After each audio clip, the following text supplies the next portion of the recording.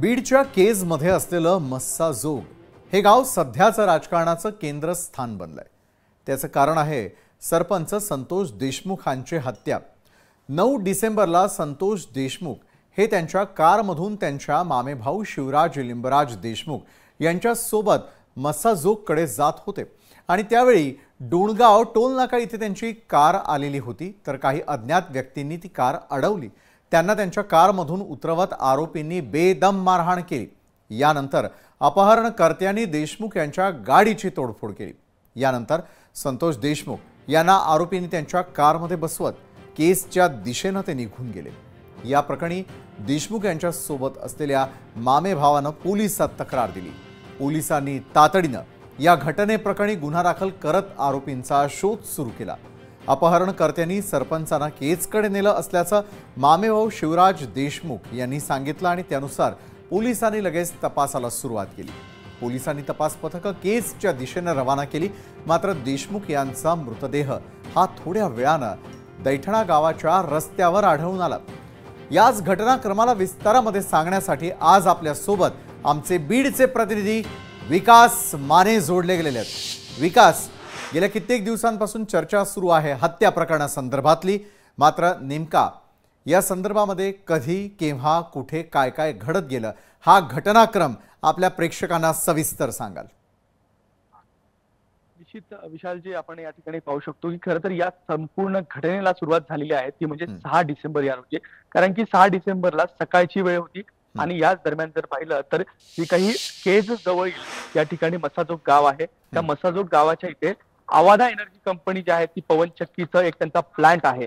याच प्लांट वरती या ठिकाणी एक जो वॉचमन आहे त्या वॉचमननं काही लोकांना आत जाण्यापासून रोखलं होतं आणि हाच राग या ठिकाणचे जे आलेले आरोपी होते त्यांना अनावर झाला आणि त्यांनी या वॉचमनला मारायला सुरुवात केली आणि लागली या वॉचमनने जे आहे सरपंच संतोष देशमुख यांना फोन करून या घटनास्थळावरती बोलून घेतलं आणि बोलून त्याच्यानंतर ते आरोपी असतील, संतोष देशमुख असतील आणि वॉचमन असतील, या ठिकाणी जो आहे तो एक हाणामारी झाली, राडा काहीतरी झाला आणि याचा व्हिडिओ जो आहे तो सोशल माध्यमावरती देखील व्हायरल झाला। याच घटनेच्या निश्चितच या व्हायरल झाल्याच्या नंतर याच्या बातम्या ज्या आहेत त्या देखील सर्व माध्यमांवरती प्रकाशित झाला। खरं तर 6 डिसेंबर पासून या संपूर्ण प्रकरणाला सुरुवात झाली होती, परंतु जर पाहिलं तर यातील जे आरोपी होते त्यांनी हा जो राग आहे तो निश्चितच मनात धरला होता आणि याच दरम्यान याची कुठेतरी हा जो काही घटनाक्रम झाला होता ते प्रकरण जे आहे की ते कुठेतरी थांबावं अशी मागणी असेल किंवा ही भूमिका जी आहे ती हे जे आरोपी होते त्यांची होती आणि त्यामुळे संतोष देशमुख यांच्या भावाला देखील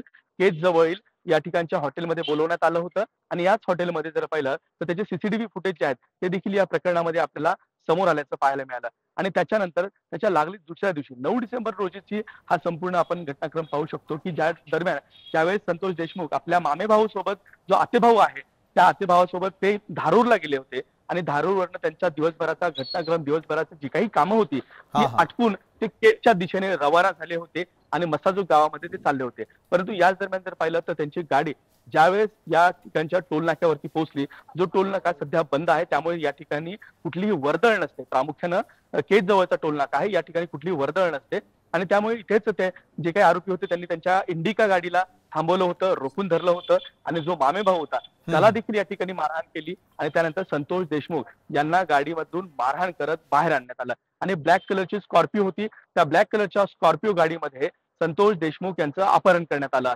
त्या अपहरणादरम्यान जवळपास 4 ते 5 तासानंतर संतोष देशमुख यांचा जो मृतदेह आहे तोच परिसरातील टाकळी रोड या ठिकाणी आढळून आला आणि खळबळ उडाली। त्यानंतर जर पाहिलं तर हा मृतदेह जो आहे तो तात्काळ केजच्या उपजिल्हा रुग्णालयामध्ये आणला गेला आणि याच वेळी यातील जे दोषी आरोपी असतील त्यांच्यावरती कठोरात कठोर कारवाई करण्याची मागणी जी आहे ती समस्त ग्रामस्थांनी आणि त्याबरोबरच देशमुख कुटुंबियांनी घेतली होती आणि एकंदरीत जर पाहिलं तर त्याचे पडसाद जे आहे ते मोठ्या प्रमाणात उमटण्याचं देखील पाहायला मिळालं होतं। कारण की रात्रभर हा मृतदेह जो आहे तो उपजिल्हा रुग्णालयामध्ये तसाच ठेवण्यात आला होता। आक्रमक जे नातेवाईक होते त्यांनी त्या ठिकाणी ठिय्या देखील मांडला। दुसऱ्या दिवशी याचे पडसाद पाहायला मिळाले कारण की बीड ते जो काही लातूर रोड आहे तो महामार्ग तब्बल 15 तास जो आहे तो ग्रामस्थांनी रोखून धरला। यातील दोषींवरती कठोरात कठोर कारवाई करावी अशी भूमिका या ठिकाणी ठेवण्यात आली होती आणि नंतर ज्यावेळेस पोलिसांनी या संपूर्ण प्रकरणामध्ये हस्तक्षेप केला, मनोज जरांगे पाटील यांनी देखील या ठिकाणी भेट दिली आणि त्यांनी स्वतः या ठिकाणच्या ग्रामस्थांना समजावून सांगितलं, त्यांनी या प्रकरणाची माहिती घेतली पोलीस देखील या ठिकाणी मोठ्या घटनास्थळी दाखल झाले होते। मनोज जरांगे पाटलांनी सर्वात पहिले या ठिकाणी भेट दिली, ग्रामस्थांची बोलणं केलं, देशमुख कुटुंबियांची भेट घेतली। त्यानंतर जवळपास 16 ते 17 तासानंतर जे संतोष देशमुख आहे त्यांच्या मृतदेहावरती अंत्यसंस्कार करण्यात आले आणि त्याच्यानंतर हा संपूर्ण घटनाक्रम जो आहे तो सध्या महाराष्ट्र पाहतो आहे। आणि त्यामुळे या संपूर्ण प्रकरणामध्ये सुरुवातीच्या केज पोलीस ठाण्यामध्ये 6 आरोपींच्या विरोधात गुन्हा दाखल झाला। त्याच्यानंतर ज्यावेळेस मोठा दबाव वाढला आला त्याच्यानंतर ज्या ठिकाणी अजित पवार गटाचे तालुका अध्यक्ष होते साठे नामक त्यांच्यावरती देखील गुन्हा दाखल झाला आणि त्यामुळे आता सध्या 4 आरोपींना पोलिसांनी अटक केलेली आहे। या संपूर्ण प्रकरणाचा तपास जो आहे तो सीआयडीच्या विशेष पथकाकडून केला जातो आहे। उर्वरित 3 आरोपीच्या अटकेच्या मागणीसाठी सध्या पोलिसांचं त्याबरोबर सीआयडीचं विशेष पथक जे आहे राज्यासह इतर राज्यामध्ये देखील फिरत आहे, त्यांचा शोध घेतला जातो आहे। आणि म्हणजे जो संपूर्ण घटनाक्रम आहे नेमकं काय घडलं हे अगदी थोडक्यात तुम्ही आपल्या महाराष्ट्रातल्या सर्व प्रेक्षकांना सांगितलं। या प्रकरणावरती तुमचं लक्ष अशाच प्रकारे असू द्या। तुर्तास दिलेल्या माहितीसाठी धन्यवाद। तर संतोष देशमुखांची हत्या प्रकरण आणि त्यानंतरचा घटनाक्रम विकास माने आमचे प्रतिनिधी यावेळेला आपल्यापर्यंत पोहोचवत होते। संतोष देशमुखांच्या हत्येनंतर त्यांचा शवविच्छेदन अहवाल आता समोर आला होता। त्यातून कुणाला देखील हादरा बसेल अशीच माहिती समोर आली। संतोष देशमुखांची छाती, डोकं, हात, पाय आणि चेहऱ्यावर जबर मारहाण करण्यात आलेली होती। त्यांचा चेहरा आणि डोळ्याचा भाग मारहाणीमुळे काळा निळा पडला होता। संतोष देशमुखांचा मृत्यू हा हॅमरेज टू मल्टिपल इंजुरीजमुळे झालेला आहे अशी माहिती जिल्हा शल्य चिकित्सकांनी दिली। दरम्यान संतोष देशमुखांच्या शवविच्छेदन अहवालात नेमकं काय म्हटलेलं आहे ते अगदी थोडक्यात आपण ग्राफिक्सच्या माध्यमातून समजावून घेणार। तर शवविच्छेदन अहवाल काय सांगतोय संतोष देशमुखांचा? संतोष देशमुखांची छाती, डोकं, हात, पाय, चेहऱ्यावर मारहाणीच्या खुणा होत्या। जबर मारहाणीमुळे चेहरा आणि डोळ्याचा भाग काळा निळा पडला। तर मारहाणीमुळे संतोष देशमुखांच्या शरीरात अतिरिक्त रक्तस्राव झालेला होता। Haemorrhage and shock due to multiple इंजुरीजमुळे देशमुखांचा मृत्यू झाल्याचं देखील समोर आलं। जिल्हा शल्य चिकित्सक डॉक्टर अशोक थोरातांनीच या संदर्भातली संपूर्ण माहिती दिली। तर या शवविच्छेदन अहवालामधून तर उघड झालं की संतोष देशमुखांची किती अमानुषपणे हत्या करण्यात आलेली होती। मात्र भाजपचे आमदार सुरेश धस यांनी देखील त्यांच्या हत्येबद्दल सांगताना या प्रकरणातील निर्घृणता सांगितली की किती निर्दयीपणे त्यांना मारहाण करण्यात आली। धस यांच्या सांगण्यावरून कळतंय की मृत्यूवेळी संतोष देशमुखांना किती यातना झाल्या असतील। त्या दिवशी कोणी गोली डालना है, जो गोली पे हमारा नाम होगा उसको कोई भी नहीं रोक सकता।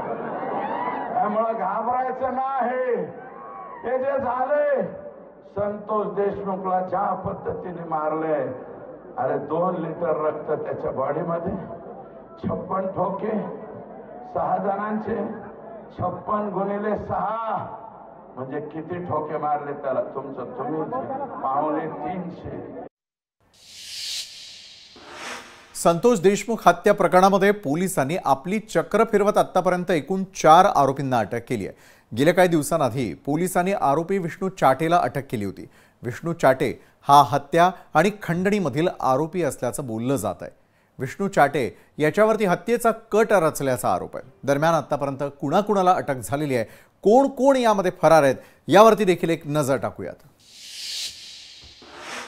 तर 4 अटक, 3 जण फरार आहे। 4 अटकेतील आरोपी कोण कोण आहे?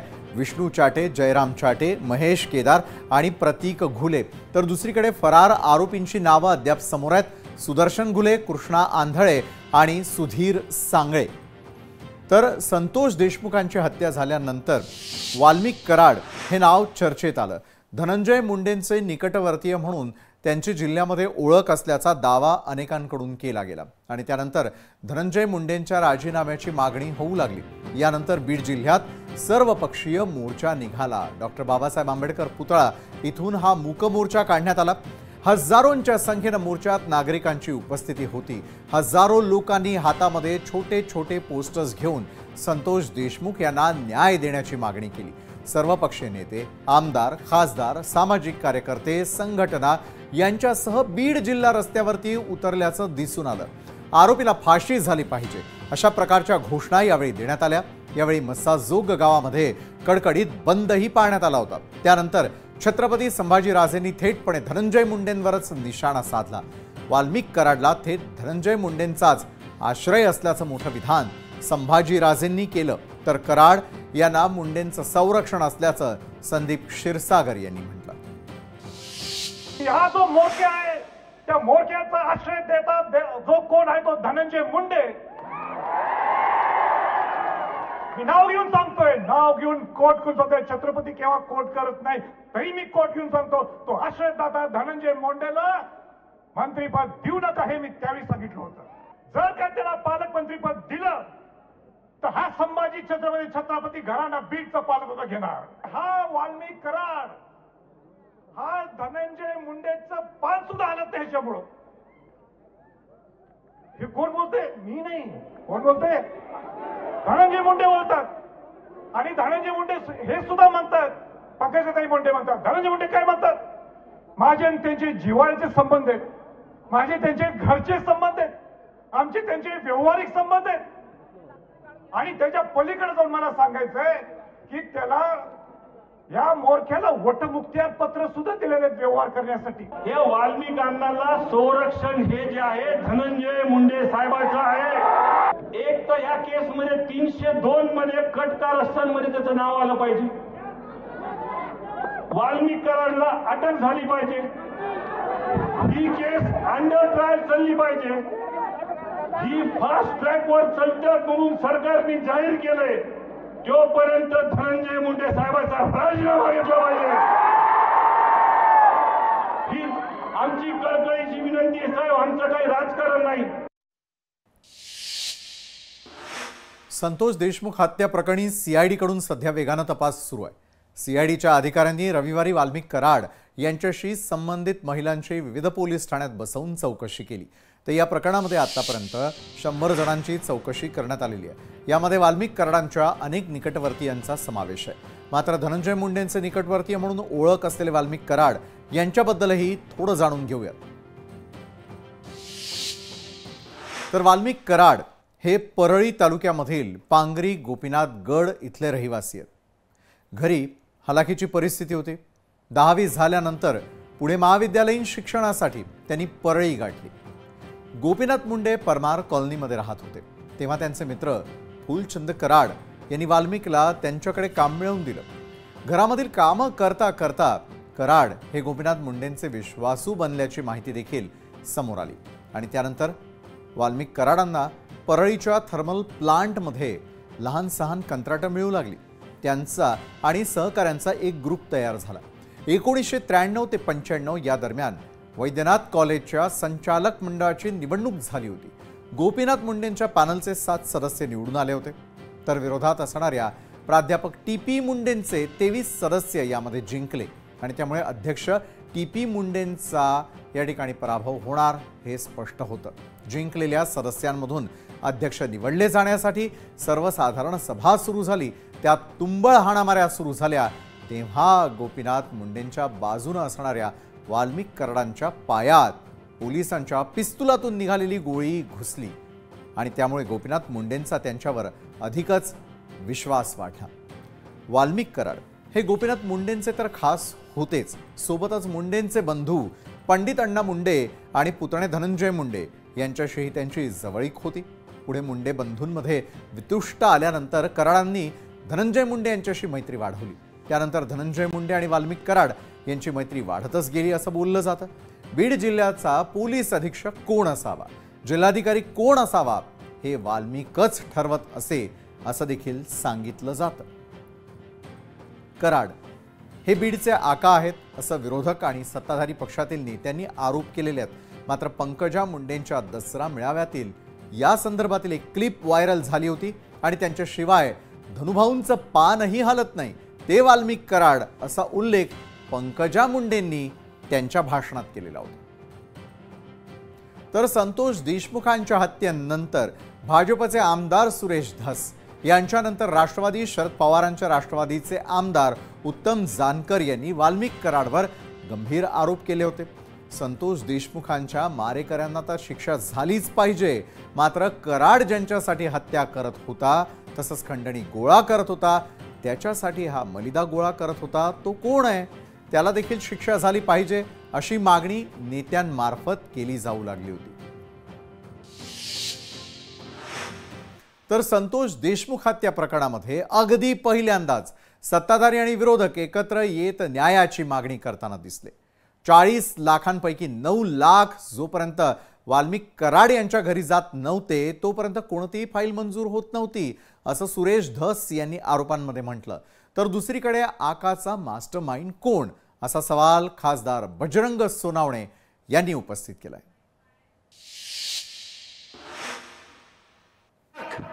वाल्मिक कराडच्या घरी गेल्याशिवाय फाईल मंजूर होत नव्हती. खरं आहे का खोटं? काहीतरी ऊस तोडे हात असतील, वर हात करा नाही, दाखवा ना. ही करोन कहाणी आमच्या बीड जिल्ह्याची. करोना कहाणी नाही म्हणत, करोना कहाणी तर वेगळीच आहे. मी फक्त करोन कहाणी म्हणतोय, करोन कहाणी. तुम्ही म्हणतात अक्का, त्याचं नाव घ्यायचंय का नाही त्या बक्काचं मला माहित नाही, पण त्याचा मास्टर माइंड कोण आहे? आणि ही आदरणीय धनंजय मुंडे साहेब, या बीड जिल्ह्याच्या मातीमध्ये तुमचा जन्म झाला असाल तर तुम्ही बीड जिल्ह्याच्या जनतेला सांगून द्या, फेकतो राजीनामा आणि चौकशीला सामोरं जातो. अरे ह्याचं नाव कशाला घ्यायचंय? हा कोण आहे? हा फक्त दलाल आहे, दलाल आहे, दलाल. याच्यावर काही बोला एवढा मी.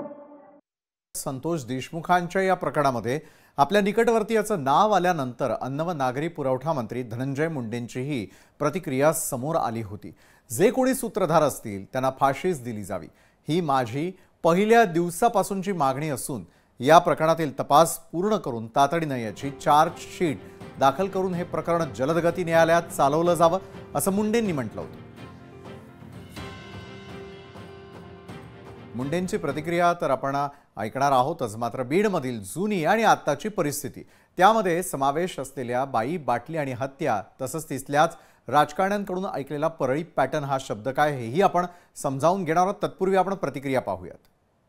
ज्या देशमुखांची निर्गुण हत्या झाली, आता यात जे कोण गुन्हेगार आहेत त्या सर्वांना फाशीची शिक्षा करा. मग तो कुणी असो, कुणाचाही कितीचंही कुठल्याही जवळचा असो, अगदी माझ्याही कुणी जवळचा असो, तर त्याला सुद्धा सोडायचं नाही. तर हे खुनाचं जे प्रकरण आहे ते भयंकर आहे. त्याचा फास्ट ट्रॅक कोर्टामध्ये हा गुन्हा त्याचं चालू केला पाहिजे. लवकरात लवकर चार्जशीट या ठिकाणी झालं पाहिजे. ज्या त्या गोष्टी निष्पन्न होत आहेत त्या लगेचच कोर्टात पुढे आणून फास्ट ट्रॅकमध्ये हे प्रकरण चालू झालं.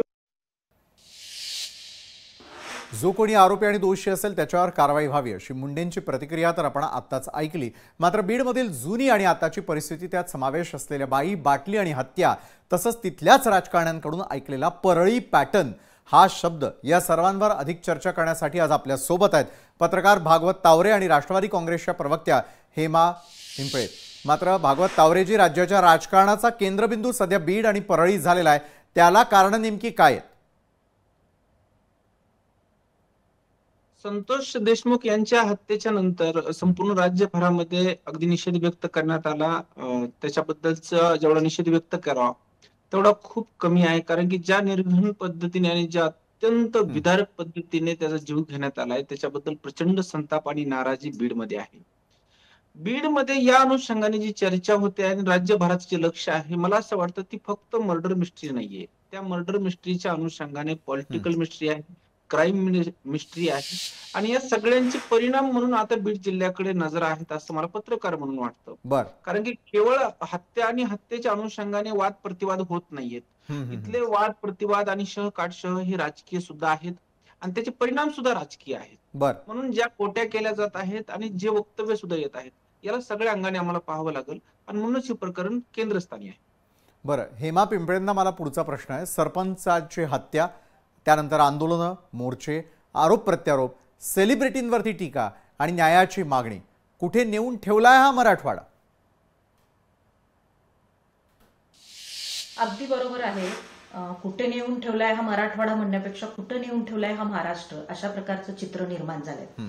मला बियॉन्ड पॉलिटिक्स बोलायचं आहे. बोला. ही जी मर्डर मिस्ट्री आपण नाव दिलेलं आहे, हे सिंडिकेट आहे आमच्या बीडमध्ये. आणि ज्या प्रकारे पॉलिटिकल फेवरेटिझम मध्ये आमचं पोलीस प्रशासन, जे ऍडमिनिस्ट्रेशन आहे, ज्यांना ट्रान्सपरन्सी लोकांसाठी दाखवावी लागते, लोकांसाठी कामं करावी लागतात. फर्स्ट इन्फॉर्मेशन म्हणजे मला काय म्हणायचं की पर्टिक्युलर स्पेसिफिक आपण या केसमध्ये जर पाहिलं तर या केसमध्ये सुद्धा अॅट्रॉसिटीचा गुन्हा दाखल करायला एक सोनोने नामक व्यक्ती, वॉचमन, तिथे गेले होते केस पोलीस स्टेशनला. मग त्यांची ती फिर्याद, मी म्हणते whatever it may be, इन्व्हेस्टिगेशनचा पार्ट आहे की खरंच अॅट्रॉसिटी अट्रॅक्ट होते की नाही, चार्ज फ्रेम होतो की नाही. परंतु सुरुवातीला फर्स्ट इन्फॉर्मेशन रिपोर्ट घेणं हे मला वाटतं सुप्रीम कोर्टाने प्रत्येक पोलीस स्टेशनला मॅन्डेटरी केलेलं आहे, मग ते महिलाचं असेल किंवा पुरुषांचं असेल. पण या केसमध्ये अक्षम्य असा हलगर्जीपणा झाला आणि या अक्षम्य हलगर्जीपणामुळे मी नेहमी म्हणत असते की प्रत्येक गुन्ह्यामध्ये एक प्री स्टोरी असते, प्रत्येक गुन्ह्याला. तशी या गुन्ह्यामध्ये प्री स्टोरी होती का? तर 100% प्री स्टोरी होती. जर या किडनॅपिंगच्या केसमध्ये, अपहरणाच्या केसमध्ये डायरेक्ट FIR नोंदवून घेतला असता आणि लगेच त्यांनी जर यांची सूत्र हलवली असती.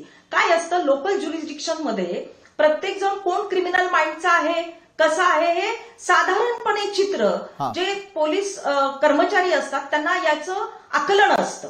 आणि मला वाटतं त्यावेळेला जर थोडेसे फास्ट पावलं टाकले असते, महाजन असतील, पाटील असतील, त्यांना आता सस्पेंड केलं, मी तर म्हणते अशा अक्षम्य हलगर्जीपणा करणाऱ्या पोलीस प्रशासनाला नुसतं सस्पेंड करून चालत नाही, त्यांना बडतर्फ सुद्धा केलं पाहिजे आणि त्यांना अशा प्रकारची स्ट्रिक्ट आणि रिजिड ऍक्शन घेतली तरच मला वाटतं अशा प्रकारचे जे क्राईम आहेत त्याला आळा बसेल. आपण जे म्हणालात की सेलिब्रिटी वगैरे हे कनेक्शन वगैरे येत आहे, आता आपण डायरेक्ट प्राजक्ता माळींविषयी बोलताय की जी त्यांची काल प्रेस झाली त्याविषयी आपण बोलताय. आपल्याकडे संविधानाने freedom of speech and expression हे आर्टिकल 19(1)(2)(a) नुसार प्रत्येक भारतीय नागरिकाला दिलेला तो राईट आहे. आणि सुप्रीम कोर्टाने सुद्धा आता डिरेक्टिव्ह दिलेले आहेत की या ज्या कमेंट्स येत आहेत सोशल मीडियामध्ये वगैरे त्याला होतं सायबर क्राईम मध्ये किंवा IT. नक्कीच हेमा पिंपळेजी यांच्याबरोबर आपला संपर्क यावेळेला तुटलेला आहे.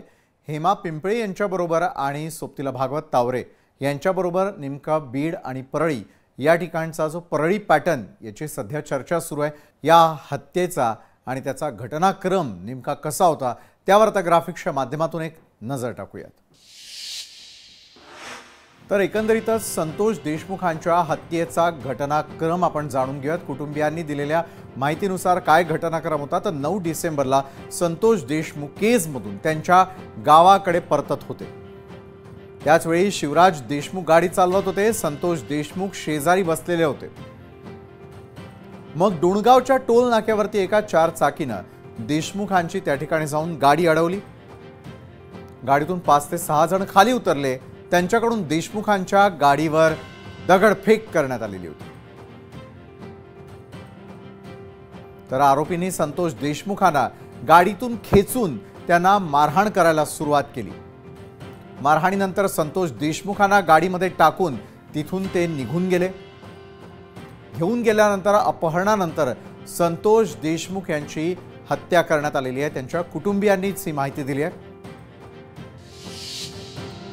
आणि याच संदर्भामध्ये अधिक चर्चा करण्यासाठी आपल्या सोबत पुन्हा एकदा जोडले गेलेले आहेत भागवत तावरे, स्वतः पत्रकार आहेत ते, आणि त्यांच्या सोबत आहेत हेमा पिंपळे.